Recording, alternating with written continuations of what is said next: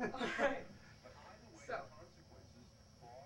this is Mr. Chuck Meehan, and he was born December 1st, 1943, and he served during Vietnam in the Army. And the highest rank achieved was sergeant, and this is in Grand Rapids, Michigan right now. And I am Natalie Adams, a friend of Mr. Meehan, and this interview is being conducted for the Veterans History Project at the Library of Congress. Alright, so tell me about your time serving in the Army.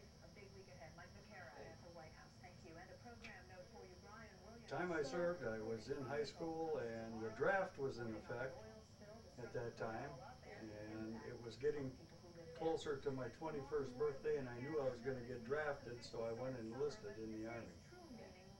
Served basic training in Fort Leonard Wood, Missouri, and then was stationed at Fort Riley, Kansas in a chemical company where I taught chemical warfare and flamethrowers and how to mix flame fuel, and quite a lot of duties involved there. Had any other members of your family served in the military that kind of inspired you to?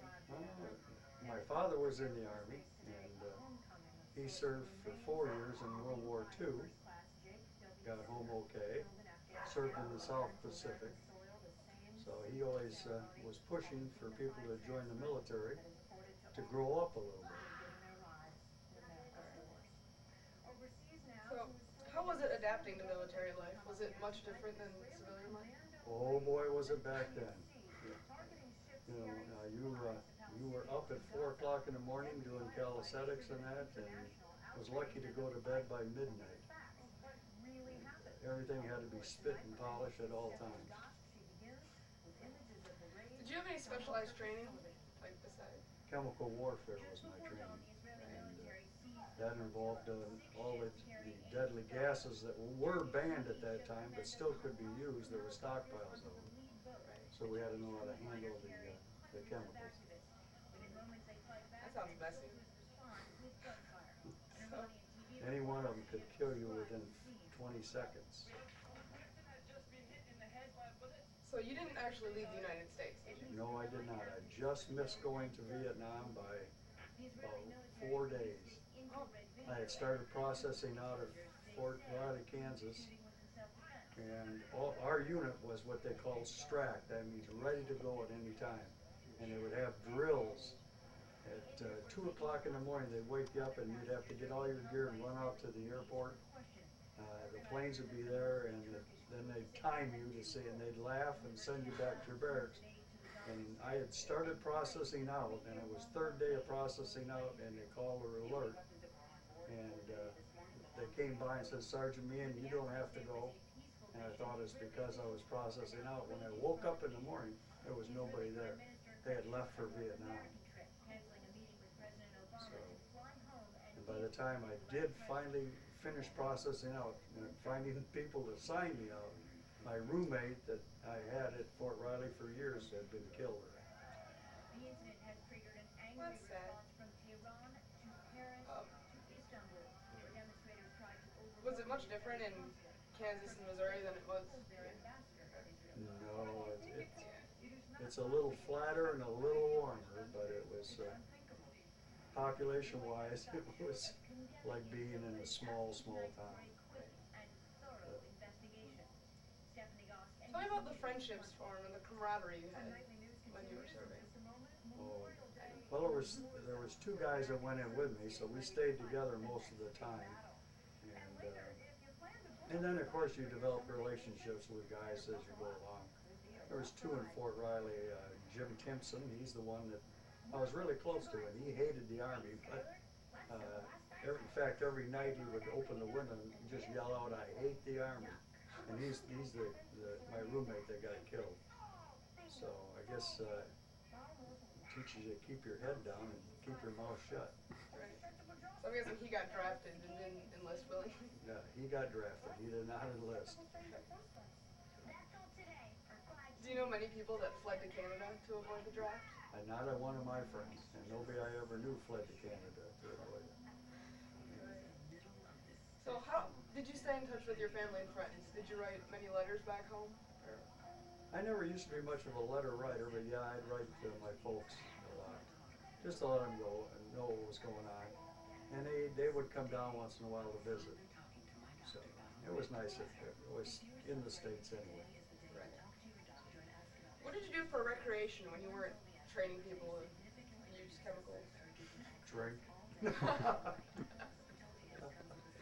Well, I did take some classes at Kansas State University, just to pass the time, but it was mainly when you had a weekend off, we'd head out and either go fishing or go to bars and clubs, which took precedent over anything else. Right. So how did you feel when you got to come home? How did you feel when you had to come home? Well, I wasn't sad, let's put it that way. But when I did come back, I was in the Army Reserves for 6 years, so, and served there in a quartermaster outfit, which is a supply unit outfit. And we had to go through riot control training, and because there was a lot of unrest in the country, so we got called up for the Chicago riots, and then we got called up again for the Detroit riots.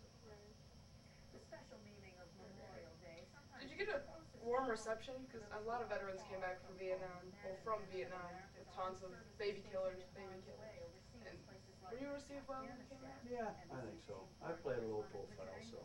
Oh, that's good. That's good. And then, have you kept in touch with many of the people you came in contact with? To be honest with you, no. I really haven't. You know, I'm always curious to what happened to them, but no. How would you say this experience affected your life? Oh, it changed it greatly. From an irresponsible kid, basically, into a man that, could handle things. Before that, I didn't care. And I encouraged everybody to join the military. Both my sons were in it. So both my oldest and youngest son were in the Air Force. One for 10 years and one for 8 years. So. And it did them a lot of good. They both got their master's degree and got great jobs. So I'm really proud of them. Is there anything else you'd like to mention at all? No, I'm going to get my grandson to go into service here. It's a lot easier than it was when I was in. They can't yell or scream at you anymore. Can't belittle you. But you still have the discipline. So. And the pay's much better. When I was in, I got $73 a month. Would you say you've learned any life lessons from your experience?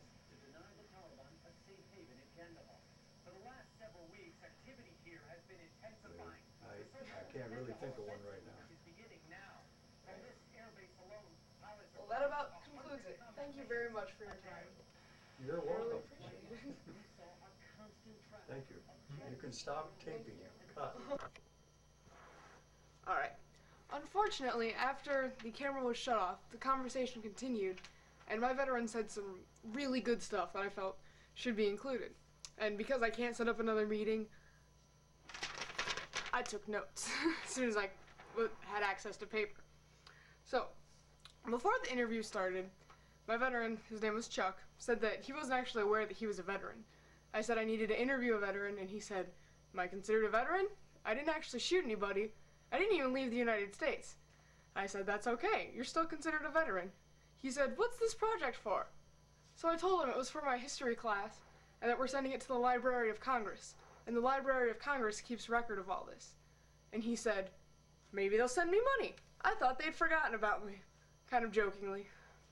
But anyway, he said, after the conversation continued, after the camera was shut off, he said that his two sons had one had gone into the Air Force and the other had gone into the Army. And the one that had gone into the Air Force, his name was Chris, he flew a U-2 spy plane, which apparently was this big black tube-like thing with wings, and the way they would land it, like they'd take off, and then they'd land, but the way they would land was the wings had wheels coming out at the end, and so they'd have two like car Mustang convertibles on each side, so when it came down, the wheels on the end of the plane, so it didn't tip over, would land on the Mustangs, and then it would slow down. And I thought that was really cool. And then the other one went into the Army. His name was Brad, and he said not to go into the Army because that's like the least respected or the most boring branch of the military. I don't remember exactly the words he used, but anyway, but he said you get to go a lot of cool places in the Air Force. And then his son Chris went to Korea, as he was stationed in Korea, and then Afghanistan. And he served during Desert Storm, and he had gone over for a few years to fight the war on terror, which I thought was pretty cool. And he was involved in some secretive stuff that was, he could tell you, but then he'd have to kill you. And that's legit, because it was important. So I don't know exactly what he was involved in. And he also, my veteran Chuck also talked about his specialized training he had. As he said, he was trained in chemical warfare, and not all the chemicals they used were exactly legal at the time. And one of them was chlorine gas, which was deadly. And what the guys would have to do during training, like before they got deported, was they'd fill the room with the gas. The guys would walk in, take a deep breath, take their gas masks off, and then do whatever they had to do, put the gas mask back on, clear it out, and then leave, because the gas was so deadly. And another weapon they used was nerve gas, which could kill, he said, could kill you in 20 seconds flat if you didn't get the antidote to it. And he said they would show you on goats, and they'd take a goat and take some nerve gas on a sponge and wipe it under the goat's nose, and sure enough, the goat would just fall over dead a few seconds later. And then to display how you needed the antidote, they do the same thing to another goat, but then shoot the antidote into it, and that goat would be fine. And during basic training, he said that the antidote looked like a little tube of toothpaste with a needle coming out, and what you'd have to do was slap it into your leg and then squeeze the antidote. And so that's what they told you, to slap and then squeeze. And so during training, he couldn't do it. He would slap and then hesitate, and then slap and then hesitate. And he must have done that about 4 or 5 times, because all the, drill sergeant, not sure what he said, would come over and say, "Meehan, if you don't get that, I'm going to make your buddy do it." Well, that motivated him, because you don't want your buddy sticking a needle and shooting something into you. So he soon got it, but he said he would have been standing there for another 3 hours probably, if the sergeant hadn't said something like that. And then he said the little toothpaste tube of antidote was actually just sugar water during training. But then after, they do the same thing they did with the chlorine gases, and walk into the room, put the gas mask on, take it off, breathe in, antidote, slap, squeeze. And that's all I can remember that he said afterwards. But still, I felt bad that we had shut the camera off before he really got a chance to say anything like that. But sorry the video wasn't a half hour, but I guess my veteran didn't have much to say, and I wasn't sure what to ask him. But thank you for watching.